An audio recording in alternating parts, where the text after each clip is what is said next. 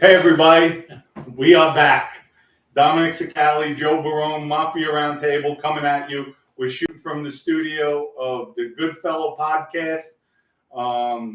We had some technical difficulties with the screens, everything. So, but we're here, we're back. And it's good to see you again. We're going to hit you with something special. Hit the note, Joe.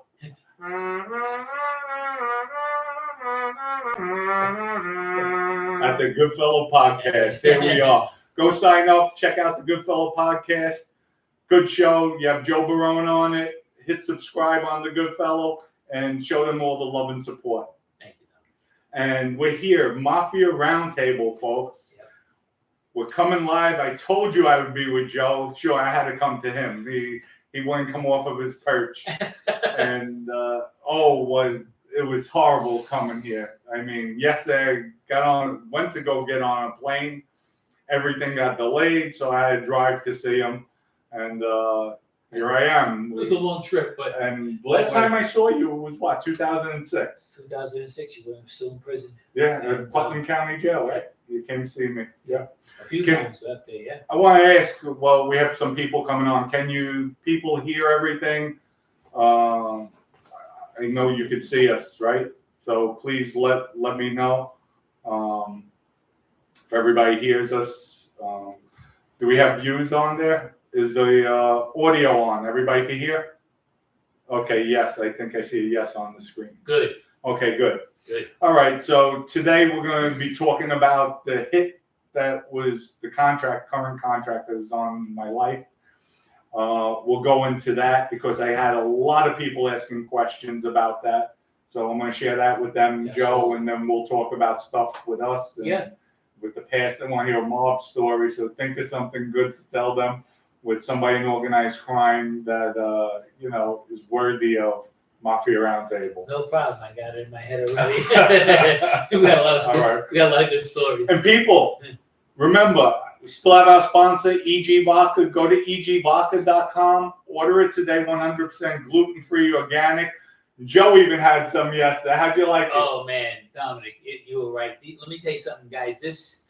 I couldn't believe it. Even my girlfriend and I, we had to, and she don't really drink vodka anymore for other reasons. We don't have to say it now why. But anyway, even she loved it. She was, I'm telling you. And you didn't even try the, you said. And you had the sage. Yeah, the sage. We just chilled it up, and it wasn't really even chilled. No. And it really is 100% gluten-free, organic. Order it today. There's a special if you order four bottles or more. The price is dropped down to $18.99. Order 6 bottles. You have that price drop, plus put the promo code FLUFF. Shipping is on me. So, people, it's cheaper to buy it online than to walk into a liquor store. How about that? That's what we give you back at Mafia Roundtable. That's the way to go. Yes. And it is good. And last night we went out.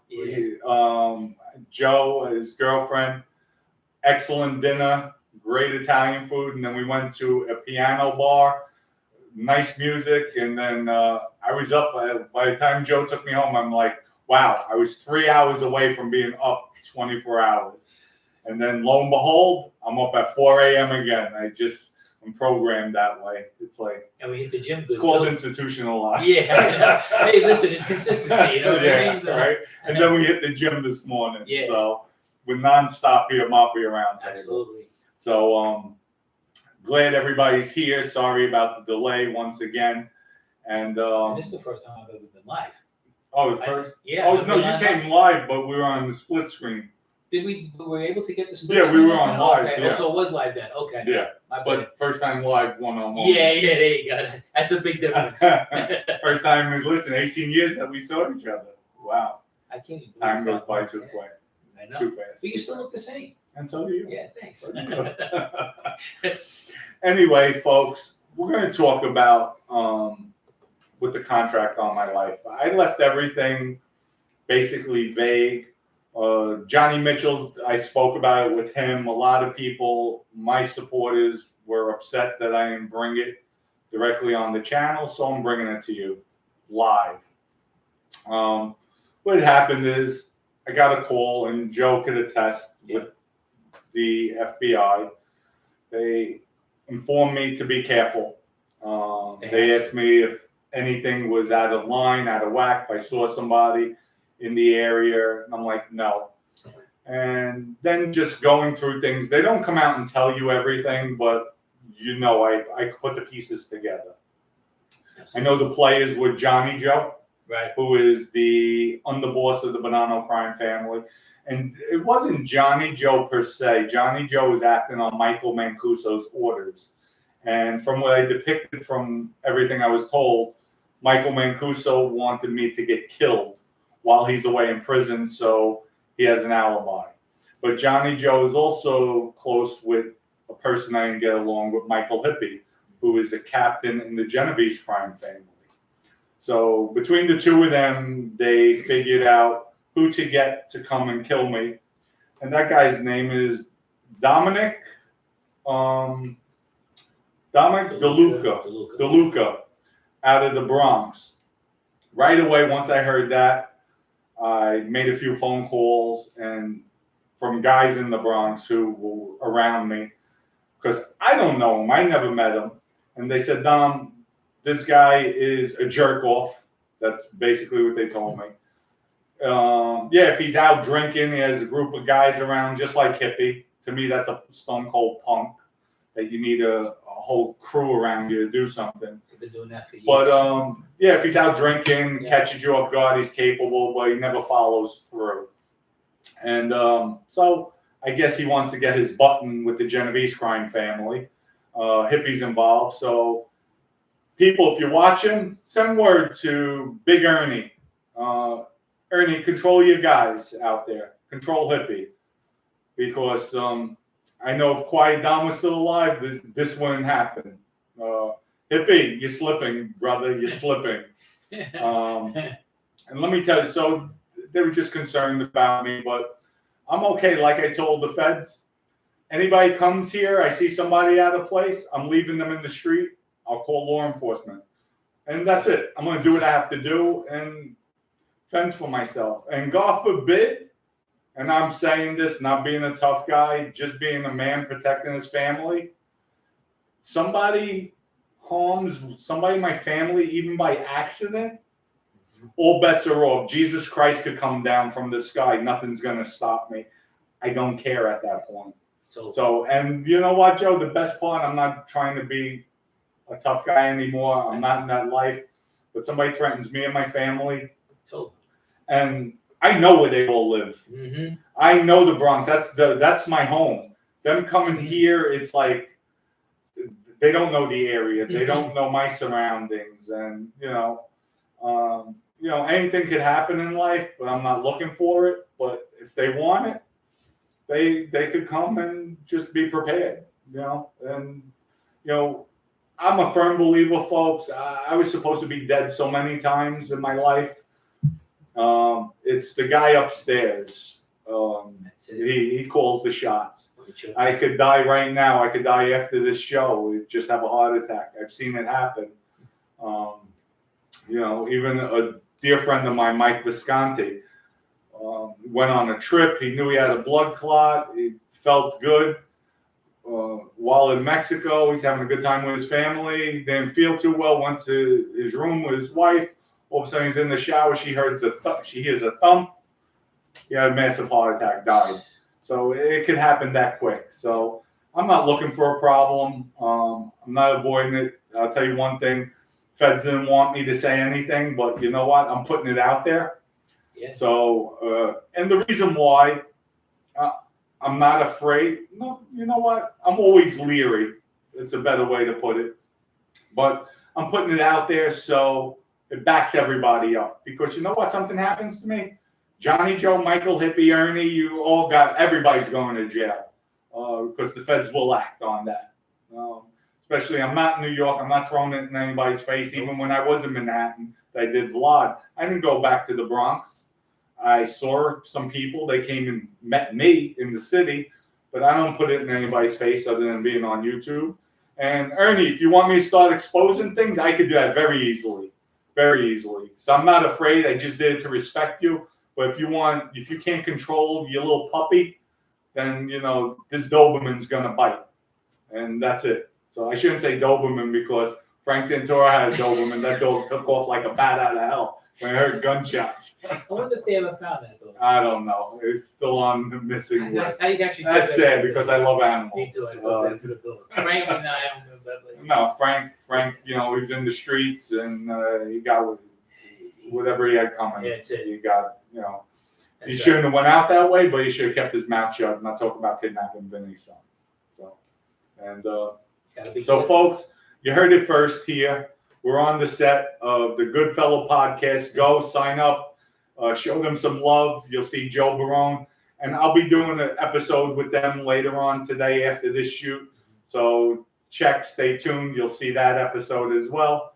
And that's so now you know with the contract on my life, I wasn't bluffing, puffing, however you want to say it. And Michael knows, again, what a buffoon running the Bonanno crime family. And he's just lucky that the feds locked me up in January of 2005, because in February of 2005, he was going. And you could attest to that. I know I was going to be there. He was going. So I know I was going to be in that. Part of it, exactly. So. You don't know how close he came. If he really knew. So Joe, that we're together. Yeah. What stories do you have to tell the audience? Well, let me ask you something. Since I have you live, I'm going to question you. Oh, okay. Here we go. Get the light. We'll get the spotlight on you. I'll be back in the federal. That's all. You bring the pen. Exactly. How is it for you to? I'm going to ask you. You were in the life. You were around me. Mm-hmm. You knew at any moment you didn't even know if I called for you, and you didn't know if that was the time I found out you were cooperating, you were working with the feds, and you knew what that would have meant, the death penalty for you. Yep. How'd you feel every time I called for you that you had to come to see me? Like, did you think this might be the last time I'm living? Every time. Because don't forget, you called me at 2 o'clock in the morning, you called me 12 o'clock in the afternoon, 11 o'clock at night. Whenever you called me, you told me I had to be there. And every time I went there, I just said, this is it. I'm not coming back. I'm not going to lie to you. I didn't say I wasn't afraid. Out of love and respect, I knew you were going to do it. But, it's almost like the samurai. You know what I mean? The guy that always asks his second to come down, and they cut the head off after the head does the serpico, But I was, I could imagine the stress you were under with that. That's why I got the white hair. Yeah, it was very stressful. A couple of times I called the FBI agent I was working for and said, listen, I got called down. Right. And he said, look, I don't care what time it is, call me back to make sure you're right. there, because I really didn't think I was coming back. I'm not going to lie to you. Probably that's the first time you're hearing that. Right. I made the phone call. Right. Because I said, look, I'm going. And that had to be hard, really, to for you. It would have been difficult for me, too, because I loved you, still love you to this day. And it's just, it's amazing how life turns everything around, and you're in one place in one moment, and then look, 18 years later, we're in another place in our lives, another position or status that we're living righteous now, and we're back together again. Yeah. And it's amazing. It really is. It is, because, it goes to show you, even though I thought I was going then, obviously it wasn't meant to be, because here we are doing other things together now. So there must have been a reason why we met all those years ago anyway. Right. So for some, but you can't see into the future. Right. All I knew was I could see, I was living from moment to moment in that life. Right. All those 18 years and doing that kind of stuff. As we talked about before, there were so many times I kind of used the feds a little bit too. Right. To try to find out, as you know, about my father, and we have never really discussed all of that stuff too. But then I didn't expect to get close to anybody in the White. I didn't expect to get close. I mean, it was only you that I really cared about, and I like Chick Chili. You know what I'm saying? From Brooklyn. And who, Junior? No, Jerry Chili. Okay. He's gone now too. All right. And I did like Anthony Donato and them guys. Anthony Donato was a soldier in the Bonanno crime family. He's home now. Yeah. Anthony, congratulations. Hope you stay away from the nonsense. Yeah. Anthony was a great, great guy. It really broke my heart when I had to debrief and tell them the crimes we committed together. I have a lot of love and respect for Anthony. He's a good guy. And he was just, it's sad. It's sad. Because, again, as everybody knows out there, Vinny could have taken a plea deal, wrapped everything up, wound up maybe with 17 years total. Altogether, they wanted to give him 27. Would have been home 6 years ago. Yeah. But, Vinny's a gambler, so he felt he could beat it. Gambler things still always win. Just like Joey Molino, same thing. Always win. Joey got lucky, fortunate enough. He beat his cases. Vinny didn't. But don't forget, too, Vinny beat the Blue Thunder case, and he thought he followed that trend, too. Course. That was another good thing, too. I don't know if you ever told them the story about the guy that smacked your father. Go ahead, you could tell. Yeah, Fat Frank, I think. I don't know. Some guy smacked your father, and you called me down, and I didn't know that. Once again, he gave me a call. I didn't know what was going on, and it was me, you, and Anthony. And that's right. And I forgot that you were even there. See, folks. And what was I looking to do? We were going to set the guy on fire. Okay. Yeah, exactly. Yeah, we were gonna, I was going to grab him, and you had the lighter fluid, and I think Anthony was driving, and you were in the passenger seat, and I was in the back seat, and that guy doesn't know how close he came. We were waiting. Yeah, that was Fat Pat. Yeah, how many hours did we wait there? See? He never came home. No. Good thing. Yeah. I never told the FBI about that one either. Oh, no. Well, no, I never said that. Joe could have had me anytime he wanted to. I mean, it's just amazing. But you know what? I look back, he protected me, or whatever he did, or he didn't the best do. I could, yeah. And that's basically it. But I really didn't bring crime, other than get my back with violence. Yeah. But I really wasn't doing crimes. Well, yeah, who am I bullshitting? I mean, you know what? I had a lot of legal businesses. I did a lot of legal. Yeah. So sometimes it did overshadow my shadow of my illegal activities. But well, I remember being at the construction sites. Here we were all at the construction sites. Here it wasn't. You had the work boots on and the jacket. I wore the same jacket as you, and you had the diamond watch on. I don't think they knew we were there. We weren't building. Right. We were there, and I remember you said, "Okay, there was something going on. I forget exactly what it was." And Joey Gambini was there with us, and you said, "Okay, you guys got to handle that." And then I was with Joey doing whatever you asked us to do that too. What was it in the city? No, this one was in the Bronx. That one. Okay. Yeah. Right. You met somebody there, and you got to talk to them. And the next thing I know, you said you will handle that. Okay. And that was it. Me and Joey had to do. We had to do it. Yeah. Yeah. Joey Gambini was another one. Yeah. I'm in touch with him. Great guy, but loyal too. I mean, to do something, him Ace always on top of it. So I gotta give them props with that. Oh yeah. So who do you want to talk about today? What story you want to tell? Well, let's hear one of your stories. It's just my own. Well, don't forget too, when you were out there, you didn't even introduce me to Vinny yet. At that time, you guys were in the what was that place over there on by the Bronx borderline of Pelham, and it was a gym that you used to. Oh, Omni. Yeah, you guys were playing chess there. Yeah, that was owned by the Fiorinos. Yes. That's Anthony Barney, Fiorino. right? Barney Balomo, that's his brother-in-law. Jerry's his brother-in-law. Yeah, Jerry, Anthony, and I was with the other one. I was with guys in the joint on my first bid who actually wanted to rob Jerry's jewelry store. Oh yeah? Yeah, they didn't even care. I said, Jerry's connected. They said they didn't care. No. Yeah, they just were ready to rob. Let me tell you something. Jerry at that time, so I know we would go by a jewelry store every once in a while, and in the back would be couches and everything. Yeah. He had shotguns, 9mm, everything hidden all over the place. Yeah. I don't know if he would have used them, but I couldn't say that. Yeah. And anybody pushed in the corner, they should act. They had another brother that used to have a video store on Morris Park. Okay. And he was a really good kid. He came to the two-way diner, and him and Anthony was there too, because Anthony was in good shape. He was a good handball player. And I seen them, and I think I picked up the tab for them. And they said, "Joe, why don't you come to the table?" I said, "You guys are engaged in conversation. Right. I'm not gonna, But he was really a good guy. It was like he was an accountant, I think, too. The other brother. Yeah. Really nice family. Really nice. Really And nice Anthony was a good guy working with him at the job center. I heard Anthony got really heavy now. Wow. Real he heavy. Was in some shape. Over close to 300 pounds. No. And he's shorter. Yeah. Yeah, he's like 5'9", 5'10". Yes, he's not as tall as us. No. Yeah. Wow. Because and Anthony was always in shape. He was one of the best handball players. He was.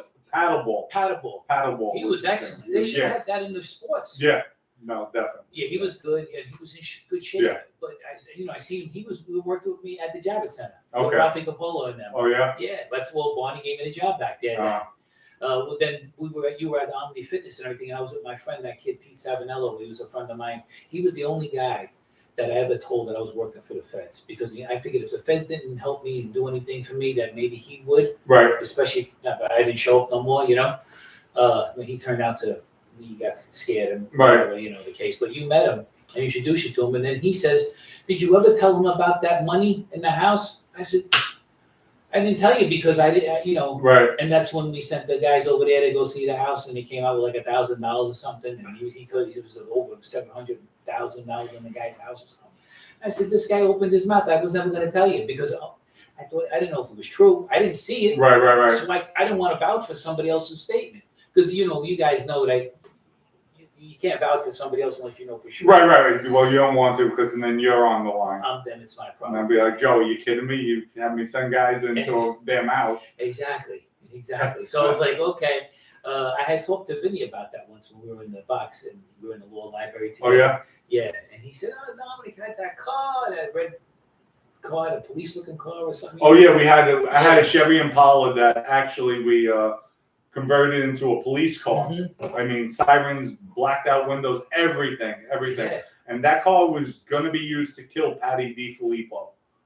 We set it up for him. But we had it also if we had to do work with somebody. We had a marked car, kept it in the garage at all times, and was just on call. I only seen it the one time. Yeah, that's it. Yeah. So you remember? I see you didn't even think I would. Yeah. Actually, Vinny and I, one time we went to go scope somebody out. We took the car, and coming back, we were on the highway and there was traffic. Put the lights on. Woo-hoo-hoo! Everybody's pulling over and we're zooming through the lights.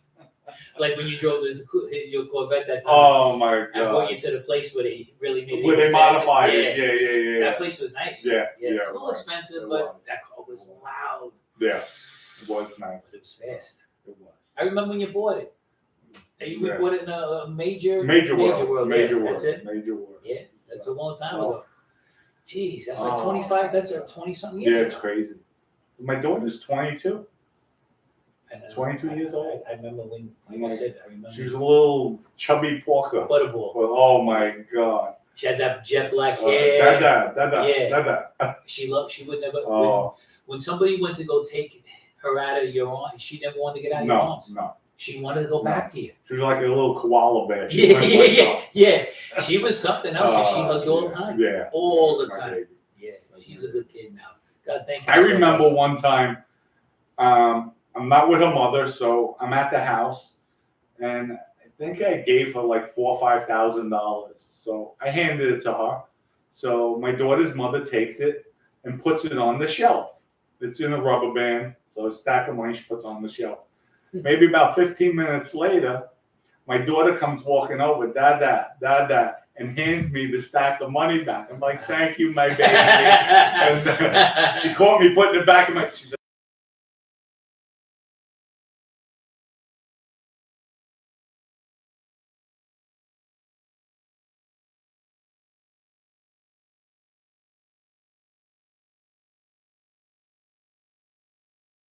Yeah, I can read off some of these if you "Yeah, want. go ahead." And even the bad ones you can read off. Okay, all right, we'll start at the top.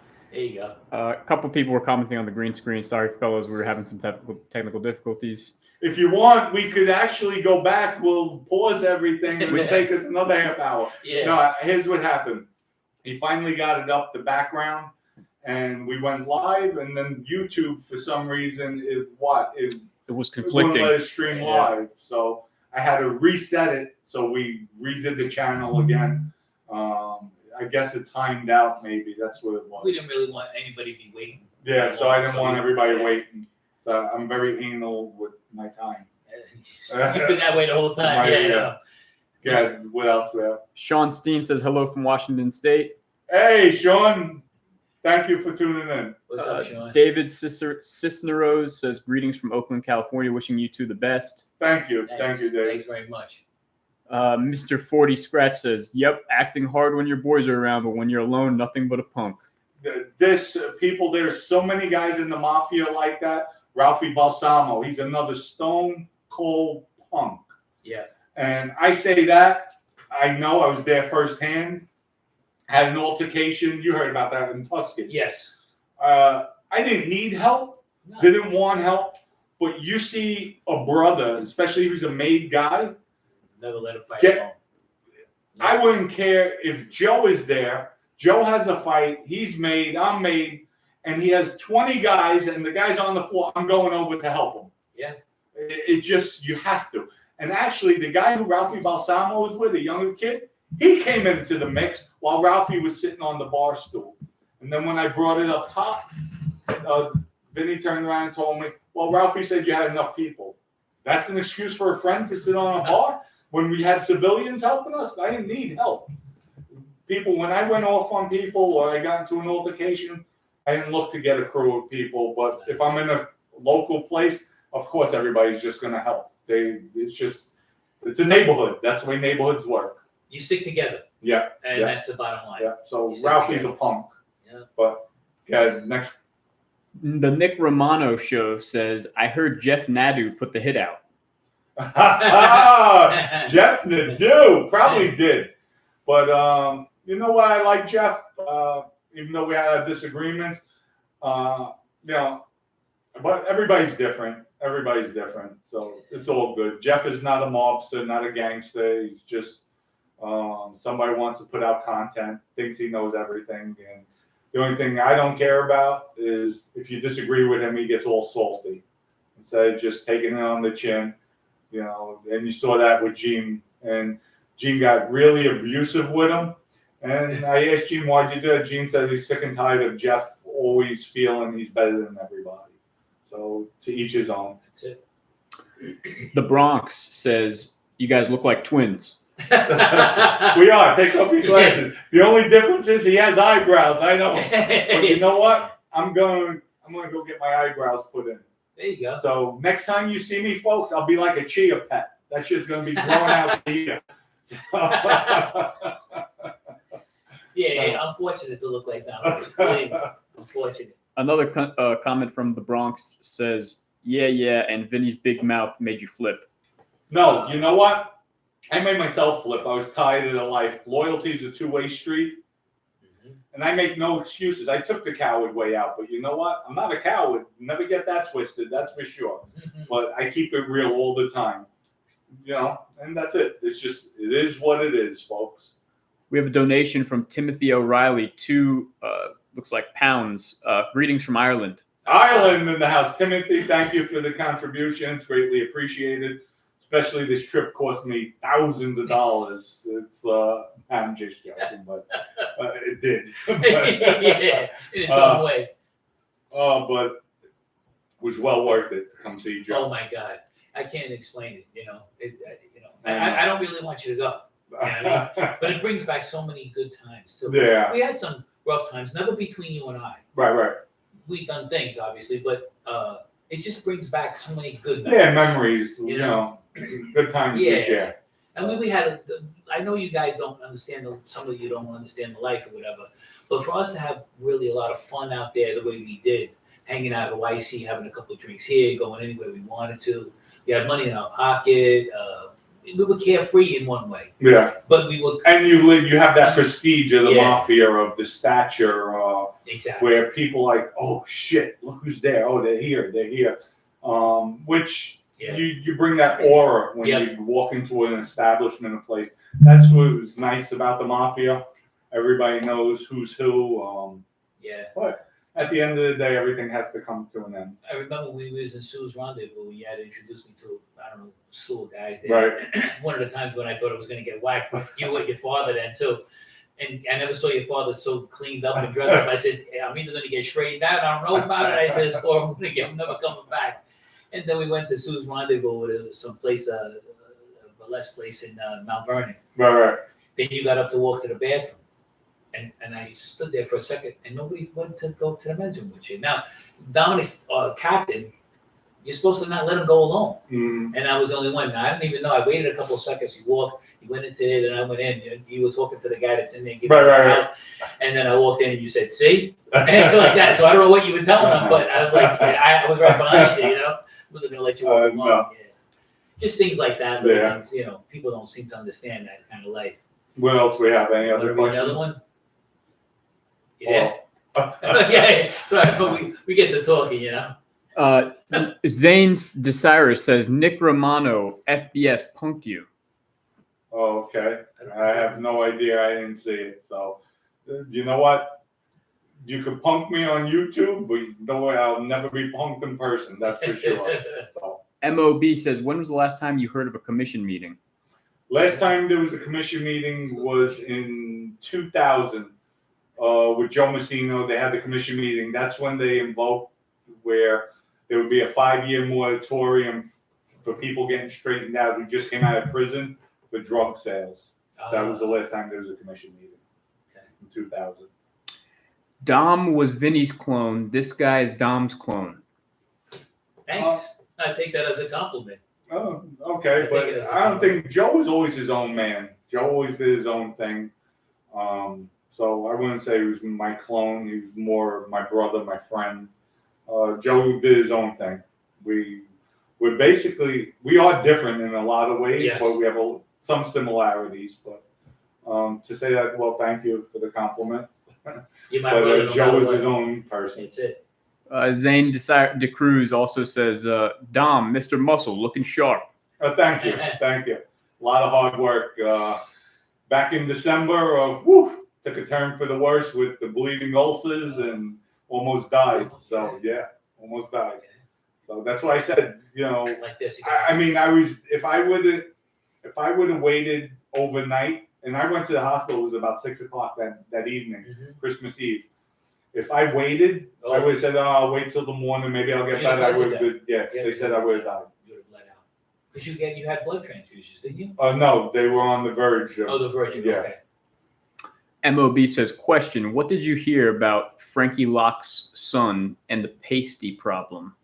Pastry problem or pasty problem? I haven't heard anything. Lock or Loke is probably Frankie Loke? Yeah. Yeah, no, I didn't hear. That's- Have you heard anything? No, that's Frankie Lacasio's son. Right? Yeah. He used to have the 900 numbers or something for the sex calls or something back in the days. Yeah. I haven't heard anything about him in years. Yeah, no, I haven't. Yeah. This DL says, Dom, did you get a picture with Vlad? You know what? I didn't. That's the sad part. We didn't even take pictures. So, well, next time. I could always go up there. I have his contacts, so we're in touch. Views from the roof says, Dom, it's Johnny. I feel like an old ex trying to get in touch with you. Do I have the right email? What does it say? He's trying to get a hold of you, but I guess he doesn't know if he has the right email. My email is DOMMINCICCALE@gmail.com. MOB says, what do you think of Vinny putting in Sal the Ironworker as acting boss?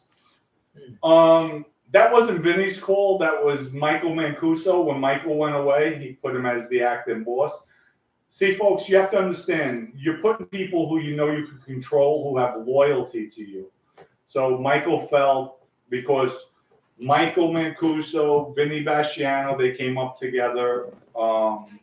They had a restaurant together. Sal the Ironworker, too, was with them. They all started in Patty DiFilippo's crew.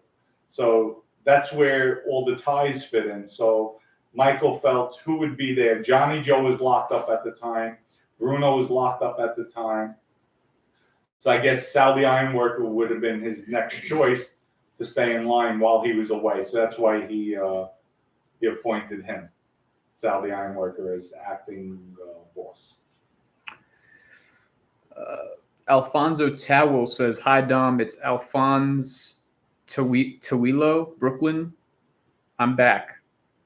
All right. Hey, Alfonso. Glad you're back. And thank you for supporting. People, hit that subscribe button, too. It's not an electric button. You're not going to get electrocuted. Hit the subscribe button. Sign up. So.